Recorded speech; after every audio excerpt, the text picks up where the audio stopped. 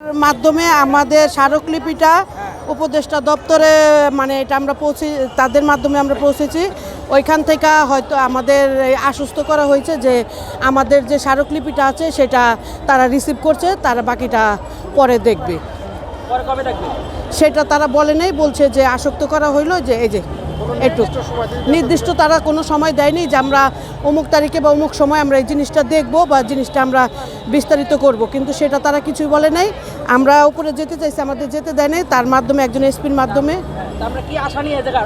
আমরা আশা এসেছি যেহেতু আমাদের স্মারকলিপি আজকে আমরা দিয়েছি, রিসিভ করেছে, তারা যদি এর পদক্ষেপ না নেয় তার পরবর্তীতে আমাদের যে উপরের মহলের যে যদি নির্দেশনা যেভাবে দিবে আন্দোলন সংগ্রামের মাধ্যমে আমাদের দাবি দেওয়া যেভাবে আমাদের আদায় করা উচিত আমরা ঠিক সেভাবেই করব।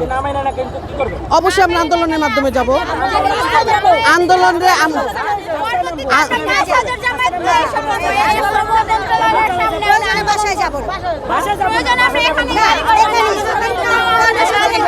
বাসায় যাব না, জাস্ট আমাদের পদক্ষেপ দুইটা।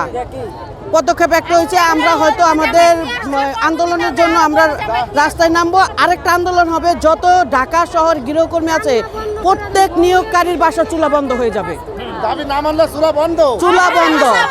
আর বিশেষ করে যারা দপ্তরে আছে তাদের বাড়িতে কার কোন গৃহকর্মী কাজ করে আমরা তাদের সাথে যোগাযোগ করে তাদের বাড়ির চুলা আগে বন্ধ করব। এটাই আমাদের।